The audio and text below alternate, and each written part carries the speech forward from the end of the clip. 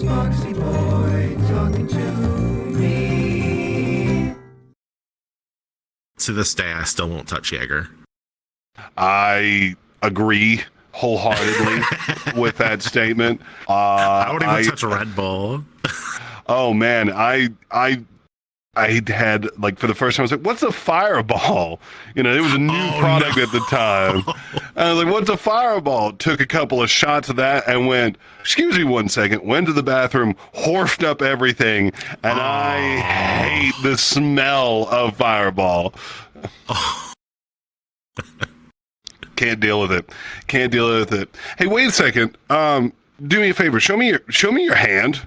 Show me your hand. Oh, okay. You got 1, 2, 3, 4, 5. You got a 5-1, right? That's not normal with the free count, is it? This is the Chonkhound. This is the Chonkhound. So tell me a little bit who made the Chonkhound, or who did the edit? My partner Full Metal made the Chonkhound edit for the free count. And so he added an extra little finger and made it, well, I guess a little chonkier, huh? So it's got an updated and improved armature. Mm-hmm. So it moves better. It looks better. I'm trying to think what else. He did add blend shapes to give the body more body. Body. Bulky, Instead of just this little thicker. wispy thing. Yeah. You can. Yeah, as long as you own the free count base model, you can get access to the Chonkhound. Oh, that's good. Yeah. So how long have you been wearing the free count? Because I know what you ended up doing, just like me. I was wearing a Rexo-Yo-Yum for a while, and then I changed. How long have you been the free count? Since 2022. I had just got the model like 2 days after New Year's. Mm-hmm. Because I decided, you know what, I'm gonna get the model. I got the model. It was during my New Year's subathon, and I I recolored it. Yeah, you recolored when I got it. A friend of mine did the updated textures, which is what you see here.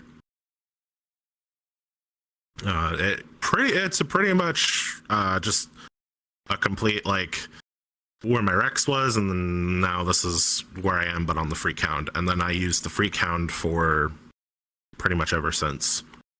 But I have been seeing you, until recently you got the small little dude.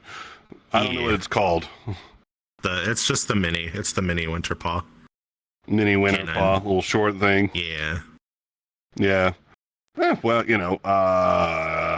it's nice. It's neat. I see you streaming on the streets. It's adorable. It's adorable. So you stream with that and the free count, although the last couple of days I've been seeing you with just the PNG version of yourself. Or no, not the yesterday you weren't. I can't remember. I'll do that. I'll do that occasionally on days where I'm exhausted. I want to lay back and relax. It was a very hot day. I have a beanbag, so if I'm going to play something like on my Switch, I can just grab the controller, plop back on the beanbag. I still have chat on my other monitor, albeit a much larger text, so I can read it from a distance. So wait a minute, so like whenever I stream, I am like either in VR, which is one thing, but like I'm up at my computer. I'm like hunched over, ready to fucking blow. So you actually can you lay down and stream sometimes? That's awesome. It's nice, and it kind of gives me a chance to, use it as a time to also decompress a little. I don't have to move my body so much, because doing that for a few hours can get exhausting, as you probably know. As you, I'm a fairly animated person. Yeah. This summer's been so hot. I haven't been able to do VR outside of maybe 2-3 hours worth. So let me ask the following question. When did you start streaming? And when did you start doing VR? So I started streaming, when I started streaming, it was purely VR chat. I started that in 2021. I started doing VR and VR chat back in 2018 when I got my very first headset. Which was the HTC Vive. Classic Vive users. Of course, when the Index came out, I upgraded slowly over time because buying the whole kit is $1,000 that I didn't have. Yeah, but absolutely. I did have chunks. So I bought the headset first. No, I bought the controllers first. Then I upgraded to the headset, and then I finally finished it with the base stations. And then I sold my my whole HTC Vive to one of my current roommates back then when I got the Index. So So by the time you were streaming VR, I assume you had the Index. What encouraged you to start streaming in the first place, and why VR chat? So I was having a lot of fun in VR chat with friends and my partner at the time. We were just hanging out. I started poking my head into Twitch, and I started watching furry Twitch streamers a long time ago when Twitch was Justin.tv. I thought about trying to stream when I just play games, but I didn't have the hardware, I didn't have the knowledge. I was really stupid as a teenager trying to figure things out. So I kind of put that thought to the side. After a few more years had passed, I had gotten a better computer. I thought, I could start streaming again. But I did it under the guise that I would get people in my chat right away. And I did it with the intention of, I'm doing this because I want to get paid for playing video games. And that's a really toxic mindset to have. So I would stream for like a week, get nothing out of it, and then quit. And I would come back and I would do it. I'd come back a few months later, have that itch to do it again, try it a week, nothing. You can kind of see the pattern. So I did that occasionally. It wasn't until VR chat became a thing, I was watching other users just having fun, playing VR chat, having fun, streaming it, whatever. I'm like, we could do that because we're just hanging out in VR chat. We're just playing games. We're just having fun. I could do that too. So my crusty Rex, really crusty Rex, we did I did my very first stream, but I didn't do it under the guise of I'm going to make money out of this. It's I want to have fun with this. That's when I really started like getting kind of serious about the streaming aspect. I wanted to have a space where I could show people what it's kind of like from my perspective. So you started streaming VR chat. Were you just primarily streaming VR chat for how long? It was for I want to say it was for about I don't know.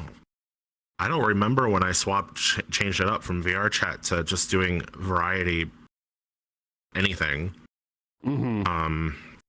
It was a game had just released or went into a beta test. Naraka Blade Point. It was like a battle royale, but I wanted to stream it because it was a new game. I wanted to try doing the VRM things. So I used my first Rex, but my very first Rex was like a black and purple with the emission, like the basic emissions. It was just a basic recolor of a Rex that I used, and it was fun. I had fun with it, but I wanted to be me. I didn't want to use that that purple VRM just on It just This one thing. This one thing.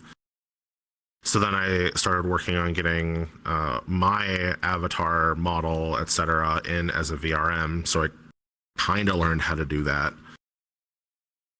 VRMs are weird. VRMs You are learn very strange. You learn how to do them so you can put yourself in there. But if you don't keep working, if you don't keep doing that, if you don't keep going into Unity and making your VRMs, it's not like riding a bike. At least not for me. I forget how to do things all the time. If I tried to make a VRM right now, I'd probably forget like 5 or 6 different things that I need to do before I try to upload it. Well, and then I have this wonderful how to make a VRM thing from 2020. It is 2024. Unity is updated, and the way I did it was wrong. So I've got one little Unity project. It has me as a VRM. I know I can change the clothes, press export, and there we're going. And we're good, you know. Other than that, oh God, no new VRMs for me. No new models for me. Yeah, my next step is I have a character that I've been using. I need to learn how to get the face tracking, the AR kit, functional. Oh, so do you have the AR kit available on your Freecount and your little baby boy? I don't know what the name is. Mini. Excuse The me. mini. You can just call it the mini. I have it on the mini. There is technically a version of this Freecount that has the shapes on it, but they're not great. So Full Metal in the next update of the Chonkhound is going to have AR kit on the Chonkhounds. That's good. And then I will also have, I'll probably go back to using the Freecount for a good majority of the time and have like a redeem to either change to mini or change to the other character that I have. What's the other character that you have? The other character, his name is Kyron, and he came from a D&D campaign that... Is it the white character I've seen before? Mm-hmm. Yeah. Recently, I got him into Elden Ring as a mod. Oh, and I've been playing a lot of that. How people mod their characters into any games is always freaking fantastic to me. Lethal Company was the first one I was like, aha, I am successful. Look at me go. People ask me. People ask me how I get my character in, and I just tell them a magical frog did it for me. Mm-hmm. Yeah.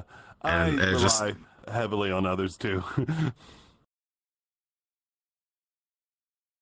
For sure. Now tell me, what is it that you're using for your stream setup? Well, do you have an iPhone? And if so, what is the program that you're using to track everything? So currently I'm using OBS to stream everything, and everyone probably should be using OBS because Streamlab is NFTE. I haven't even heard about that yet. It was just an awful program when I used it. Yeah, it's bad. But I use I have an iPhone 10. One of the first, I guess, editions of it that had the face recognition software on it, and that has like all the AR kit stuff with it. I use that as my webcam now for my from the model tracking software. I'm still using a VC Face and a VTuber Plus. The VC Face, well, you probably know VC Face is the one that captures the movements from the iPhone, and then from VC Face it ports everything, all the movement, the tracking, etc., over onto VTuber Plus using the same model. And then the VTuber Plus allows people to, throw things, drop things, a bunch of different effects. Yeah, I used to do the same setup as you have, but I recently switched over to this other program called VNyan.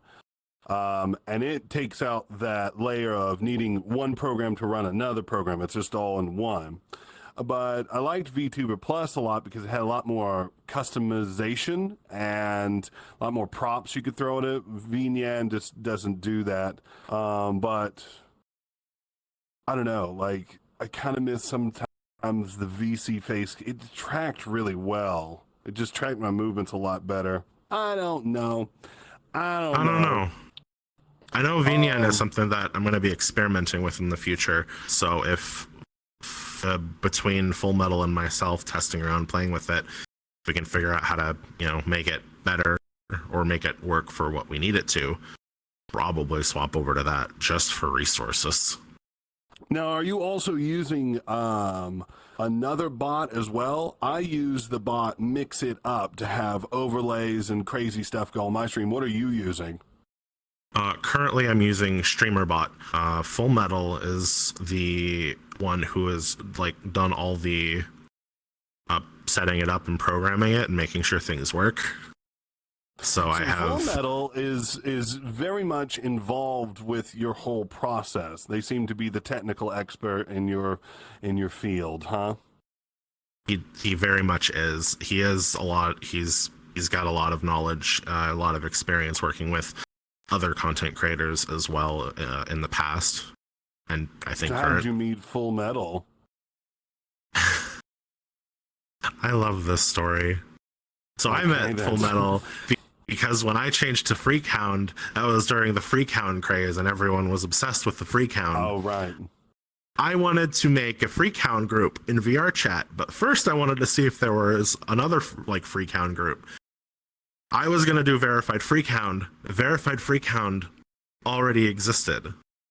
Oh. So I'm like, who owns this? So I went on to the VRchat group. I'm like, Full Metal. Okay, I think I've seen that name before. He also made the first Chonkhound edit. The very first one that he did was just for him. I'm like, I really want that because it looks so good.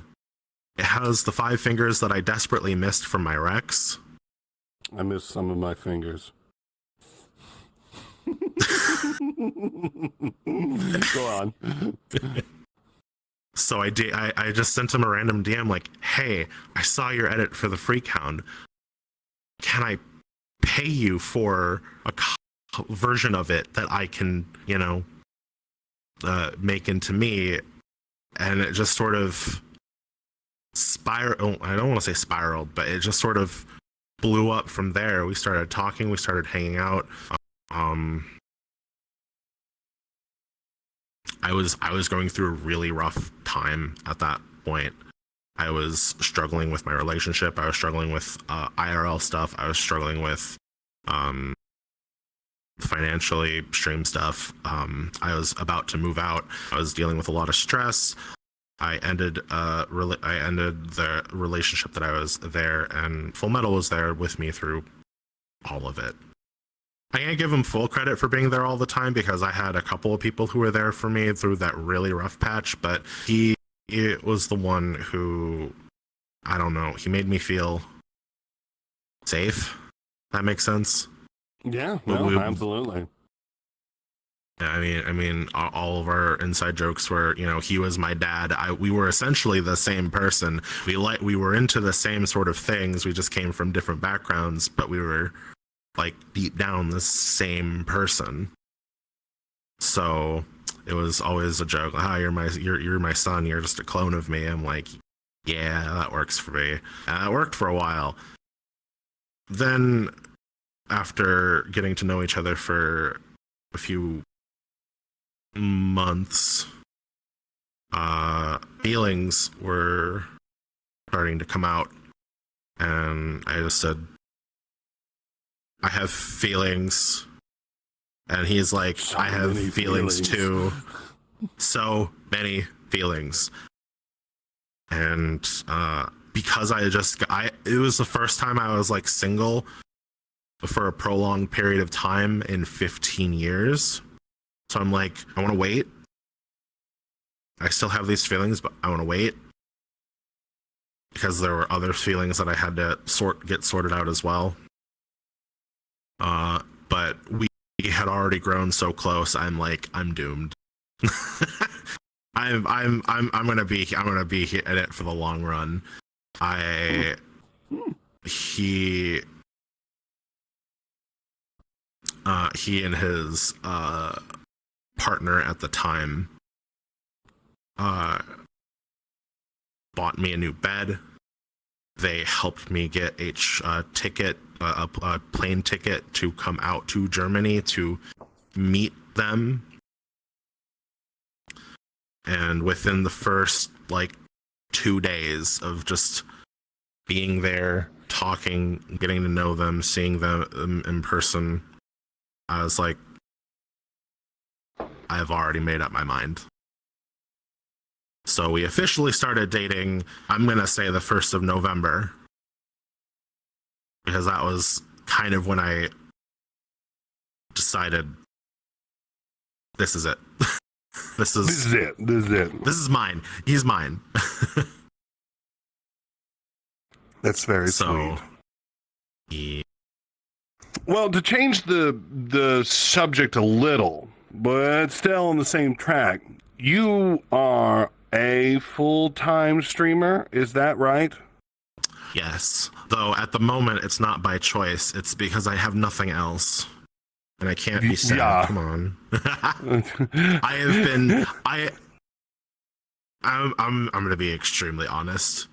I don't have another form of income. I have been desperately trying to seek out a main income so I can continue doing what I'm doing. But that's not really happening right now. I understand. I completely understand. So when did you choose to go into full-time streaming at one point, or has it just kind of happened? So it's something that I wanted to do, something that I knew when I started streaming I wouldn't be able to do for a while. I had worked other jobs while I was also streaming and getting involved in the Twitch community and the Twitch furry community. It was in the middle of COVID. Mm-hmm. So it got to a point, one job that I had secured started changing things up within the first 2 weeks of me being there, and it very rapidly spiraled out of control to a point that I wasn't going to be able to continue working there. So then I'm like, you know what, I'm going to start full-time streaming, and I just sort of kept going with it. It was between COVID and I was stable at the time, financially stable. I was living with I was living with my ex. He had a very stable, very good income, and he's like, you know what? While COVID's going on, you're free to stay here, to help out wherever you can. And he pretty much took care of me while I was doing the full-time streaming as well. Mm-hmm. I was with him for 8 years. Sure. Lived with him. I lived with him for 10. I was romantically with him for 8 of those 10 years that we lived together. So he's still family. He's always going to be family to me. But it was only through his support and the support of very good friends of mine when I started streaming that I kept going with it. I kept streaming and I kept myself motivated. Because there had been times I thought, you know what, I could just stop right now and take better care of myself, I guess, if that makes sense. Yeah, I kept going. I kept going because it made me happy. Well, that's the ultimate thing. Is you can't do stuff that doesn't make you happy. If you're miserable in it, move on, do something better with your life. So unfortunately, I'm going to have to talk a little bit about numbers, but what number of followers on Twitch did you do the full-time streaming with? Like, where did you start? Oh God, I did not think to look up these numbers. Yeah, no, it's okay if you don't know for a fact. Just rough estimates. I had probably between 2,500 to 4,000. I think is when I started doing full time. I'm probably way off.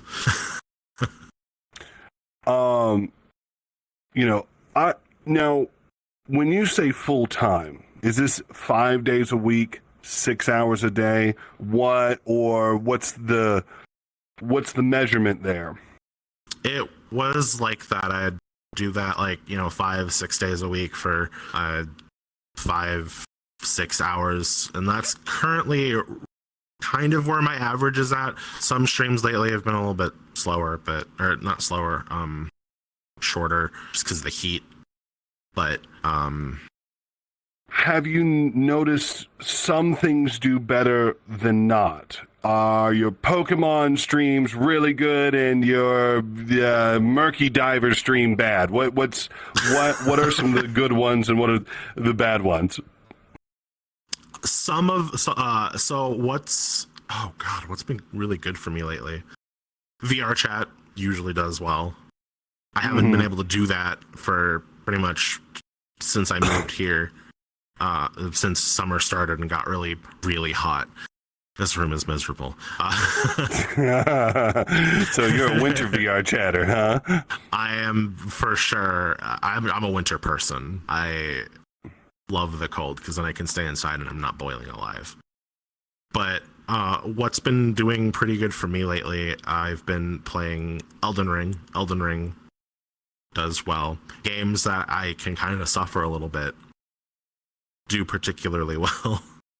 Yeah, I've noticed that the moment that the streamer is miserable, the chat is very happy. There is a limit, though. There is a limit. There was one stream I did back in... Oh, God, when was that? It was before I moved into the first apartment that I moved out of last year. Okay. Into. I did a PieShock stream with the creator. Of the PieShock. After that stream, I had gotten a handful of concerned messages from some of my viewers. They're like, "Hey, are you doing okay? It didn't look like you were having fun. It didn't sound like you were having fun. It sounded like you were in a lot of pain." I'm fine. It's not for me. It's definitely not for me. So where did you wear the PieShock? On your leg or on your neck? Yeah, it was on my leg. Oh, I see. I had asked where I should put it because obviously I'm not going to put it up on my neck. That's stupid.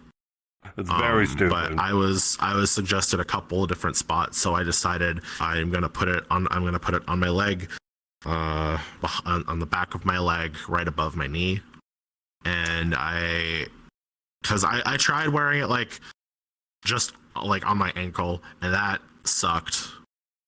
The whole thing kind of sucked. So why did you do it though? What was the incentive?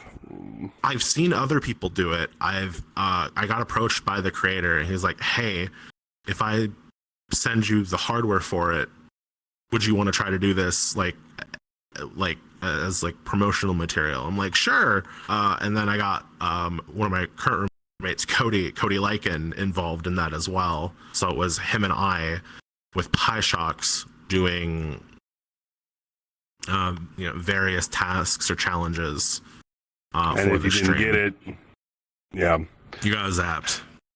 Yeah, I've seen some people do the PieShock thing on the regular. And there was one guy I saw, he had it on his neck, and it was like he was Yeah, I think he had it like for every $10 he got a good shocking, and I'm like, that's just not for me, dog. I'm not into suffering. I like when in my streams, it's often that I'll have something trigger that makes me change or put on a dress or whatever. And of course, I play it up and go, "Oh my God, this is horrible." Because it kind of is.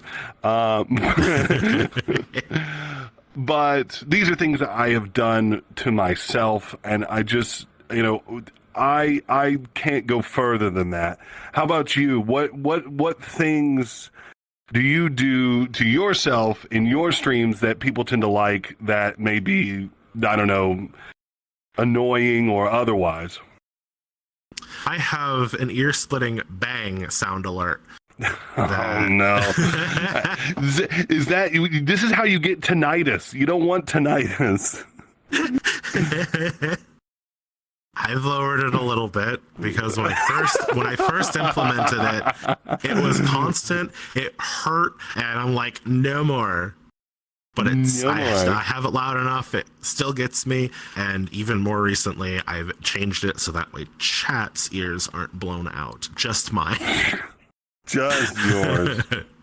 Like they'll hear it, but it won't like pop in their ear in their headphones or from their phones or whatever. It's just they hear the sound clear, but not like I'm getting shot in the face.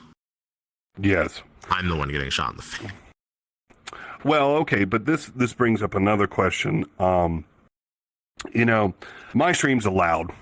My stream's allowed. Like, there's no way around it. You come into my stream and it goes, see, I start screaming about pizza, and then you go. Right? You go. I don't know if this is the case in your streams or not, but are you the king of the second monitor? In other words, do you feel like your viewers are actively talking to you, or do they put you on the second monitor and just let you run, while they do other things? I have noticed that a lot of people have told me they just keep me on the second monitor. They like, I don't know what it is they like, whether it's my voice, the vibes. I don't know. I don't have an extremely active chat. When I do, it's great. But if I'm playing like a game and sometimes I'm playing a game and I am focused on the one thing, I am focused on what I'm doing at that exact moment, I'll miss a couple of messages. I'll feel bad about it, but the show must go on. So I think a lot of people my streams are usually like, I want to say 50. They're super chill. There's not a whole lot going on. The other 50% is I have so many people in the voice call. We're talking, we're making jokes, we're being heinous, or the game that I'm playing is like super high in action, or I am super high focused. And it varies. I do notice that most of the streams that I have caught, can't speak for all of them, you do have a slew of characters of different people that you're in the voice call. When I stream, I'm very selective. Obviously it's just me on my desktop streams, non-VR, and then in VR chat, I'm selective about the people around me. But you have a what appears to be a tight-knit group of people that hang out with you in your streams. Why do you have them there with you all the time? It's hard to talk when it's just me. Sometimes I don't know what to talk about. Sometimes I struggle to get thoughts out and just find anything to comment on. It honestly helps to have a couple, even if it's just like two people. Sometimes it's just very helpful to have like that second person there to bounce back and forth off of each other. Like our energies will just bounce back and forth, and it'll make good dialogue, or it'll make a funny joke, clippable moments, etc. A lot of my clips are usually from things that I've said because of what other people in the VC has said. Also, it's just nice to be able to hang out with friends. I don't have to sacrifice. I don't have to sacrifice like personal time versus straight work time. If you want to view it that way, because even when I'm like work time, work mode, when I'm streaming, they can still come hang out. Beep, beep, beep, beep. Yeah. I talk with my hands too. I talk with my hands so much that recently I've developed a lot of scars on them because I keep fighting the fucking ceiling fan because it's so low and I'm so tall. Oh no. If I reach up my hands right now, can I touch it? Oh no, okay, I'm safe. I'm safe. For now, have you broken equipment while playing in VR chat? I know I have. Tell me a story. I almost broke my entire computer. That was traumatizing. I was getting set up to do VR chat. I was not watching where I was going. So desk, PC on the ground, big cup of water, like full big cup of water. No. I knocked it over. It spilled. Dumped practically the whole thing inside the PC. I panic, scramble to unplug everything before something fries.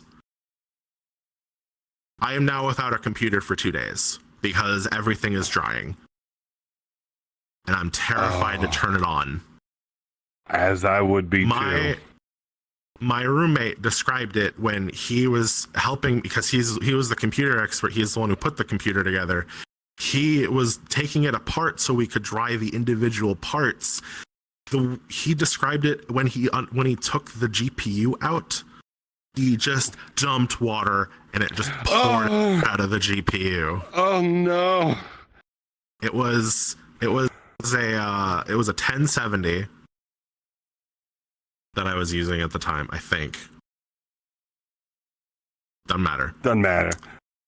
Everything, it takes like 2-3 days. Everything dries. Put the computer back together. Turn it on. Everything's fine. No. There's no. Except one of the tracker dongles for full body tracking. The hub for it had some water in it. That was the only piece of equipment that fried. Not the dongle itself, just the little hub the little hub. Yeah. So I just grabbed the hub from a Steam controller neither of us has touched in over a year. So I'm like, oh, this works. Cool. It was terrifying, and I got extremely lucky that I didn't lose anything vital from my system. Oh man, I know the panic because I moved from Japan back to the moon recently. Yeah. I checked my computer. Weeks and months before I moved, I was like, guys, I'm going to check my computer in a checked bag, in the Delta baggage handlers. You know how bad that is. I said, guys, I might not come back. I might not. It might be just gone. I was successful. The computer came out fine, but what I didn't plan for is that the front panel, just literally cosmetics, was glass and it kind of got shattered. But not the side one. It's just this. Yeah. So, anyways, my computer's very ugly, but it runs. So who cares? It runs. So who cares if it's ugly? Runs. It's okay. Oh, it's terrifying. My ex brings whenever he goes to Italy, he brings his PC. Oh. But he has taken his PC and has shoved everything into this tiny, like, it's one of those compact tiny PCs. Box. Yeah. He'll bring it on his carry-on. So he doesn't. So if anything fucks up, it's his fault. It's not anyone else's fault. That's the way to go. That's the way to go. But I don't know anything about computer parts and all that sort of stuff. So I was like, I'm just going to bring the box. It's going to be fine. It's going to be fine. Everything's good. I wanted to ask, I have my little list of questions here, and I just wrote Rogue Partner. Can you talk to me a little bit about that? What is it? Rogue is the energy drink stuff?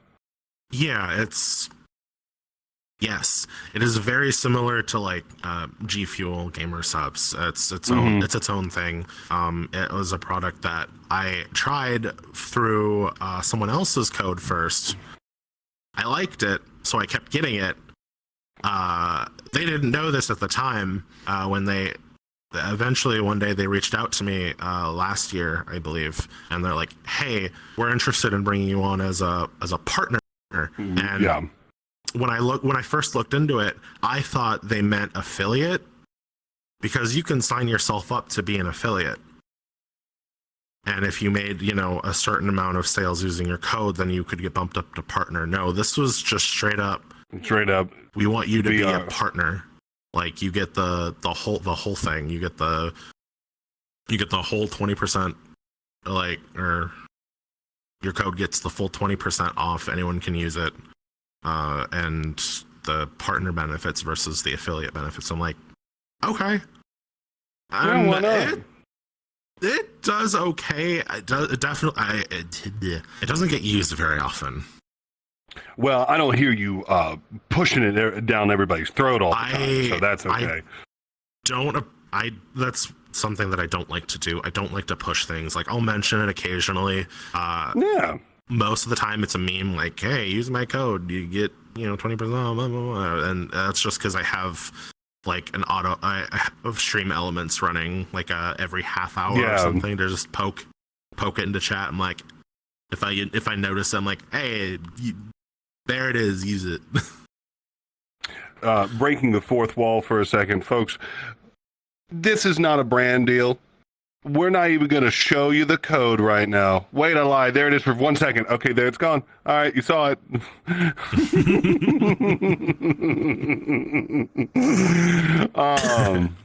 Yeah, okay, but it's just interesting to see people in the Twitch sphere, as small or as large as you are, get these sort of deals and these sort of brand deals, and you become more of a commercial interest. And it's very odd. There are times where I'll look at someone similar to us who has 5,000 followers, and they feel huge and big and impressive with their streams and stuff like that. But then you look at someone else who has like 30,000 followers, and they somehow feel small. But what I feel like is the huge divide here, and let me know what you think about it, as a furry streamer, just because you've got smaller numbers, you're not Asmongold level of followers, but it feels like I feel like it's a bigger fish in a smaller pond. Does that make sense? It does, and I've noticed a lot of things. One of the things being a streamer is I get to watch my friends succeed, and I'm really happy for them when they do. And don't get me wrong, I'm not gonna name names because they know who I'm talking about, and they know who they are. I love them to death. I do not hold anything against either one of them, because I'm very proud of where they got. We were all, when I met them, we were all around the same size. Like, numbers, the same size, the same numbers, view count, etc. We were all pretty much identical except for the content. And I got to watch both of them. I got to watch both of their numbers skyrocket, and they became partner at around the same time. I was super proud of them. But that's something, if you're not careful and you're not, I guess, self-aware, it can cause demotivation. It can cause, oh, well, if they're going up where my when is it going to be Why my am I turn? not going up? Yeah, when's it And going to then be your my turn- turn? Then if your turn never comes, then it's like you get sad. I get it. And Absolutely get it. I've watched friends get mad at other friends for their success and had to kind of reel them back to like, hey, knock it off. No, I get it. Like, I'm always comparing myself to others, even though that's not what you're supposed to do. Don't do that. You can't. It's there is nobody else is like me. No one else is like you. Nobody else is like them. Why you can't compare? But it does feel like, damn it! I worked so hard, and 5 people saw it. Since 2021, when you started streaming, and in the 4 years that's happened, your growth has been pretty steady incline, or did it spike up at one point? What happened there? When I first started, because it was COVID and VRchat streamers weren't like super plentiful, but we were there. Like VRchat streamers were definitely like on the rise. I spiked super fast. I had a little bit of an advantage compared to when other people like start fresh. When I started like streaming seriously, I already had the affiliate level from one of the other weeks that I streamed months in the past. Months before I started streaming. So I hit the affiliate goals. I took the affiliate. I didn't touch it for a while. Right. Then I'm like, you know what? I'm going to give this a real go. I did some research. I looked into seeing what works for other people and what doesn't work for other people and what could work for me. And I ran with it. A lot of my spike was because of other streamers. And I'm not ashamed to say it's not what you do half the time. Half the time it's who you know. Right. And I hate get it. I hate that it's not what you know, it's who you know. I hate that phrase.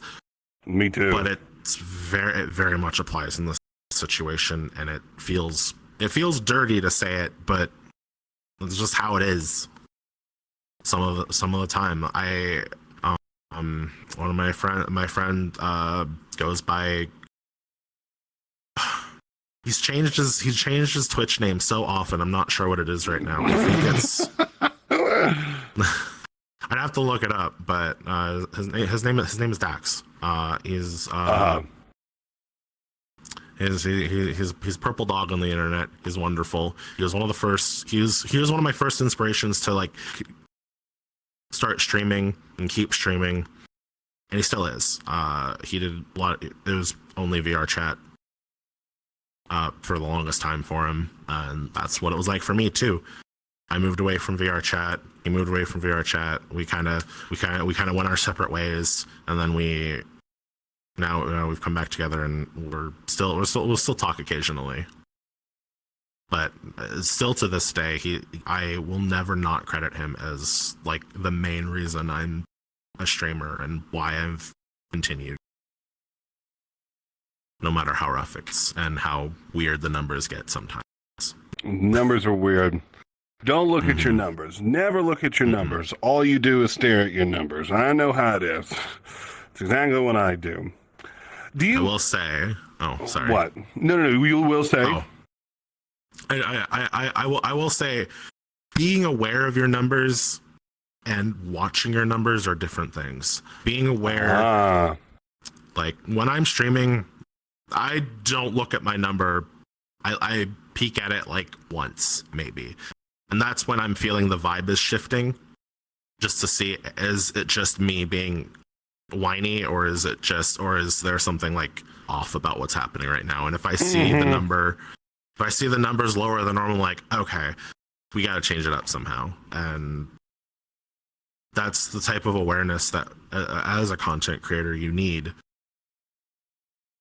If something or someone is hurting your stream, you got to change it. You have to address it. Yeah, you have to address it. You have to change it. You don't have to publicly address it or anything. No, but if you just shift it, some days, if I'm having an off vibe myself, I will not be in a VC where everyone can join me. If I'm in VRchat, there will be some people that it's not that I have anything against them. It's that I know that sometimes It's your television show, right? yeah. It's your television show, so you have to be in charge of your cast of characters. And I get it. I totally get it. I talk about it all the time. You know, I'm like, sure, Sammy can join, but all of his friends suck. I can't have him here. I'm kidding. I'm absolutely kidding. Where is streaming going for you in the future? What do you foresee on the horizon? Honestly, I'm going to probably keep streaming for a while. It's something that I look forward to doing. It's something I still enjoy doing, despite sometimes it can be stressful. The future, if everything goes the way I want it to go, I will be streaming at different times. At certain GMT, maybe was it +4? I think it's +1. Damn it!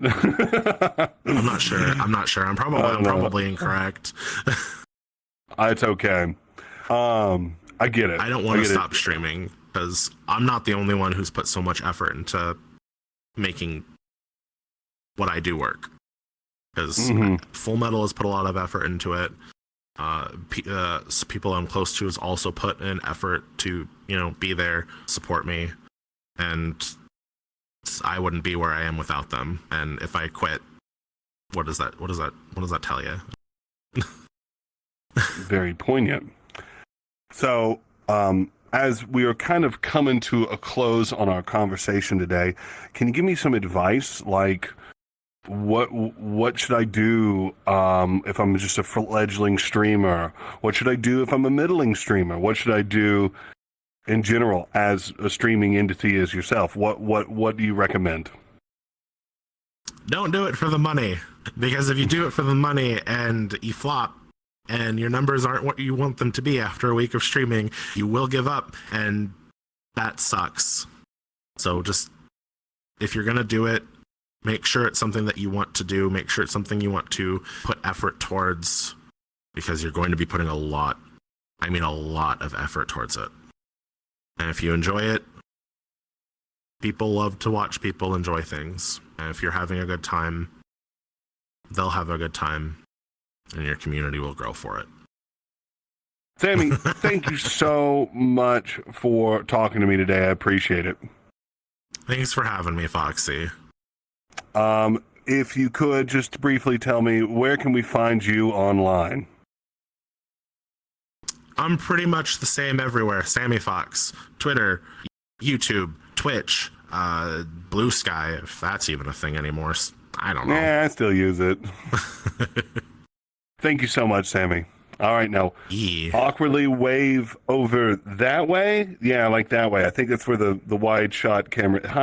Goodbye. Say goodbye. Goodbye. Goodbye. Goodbye. Wiggle your fingers. Wiggle all them fingies. Yeah. Touch my hands. Touch my hands. Okay. That's it.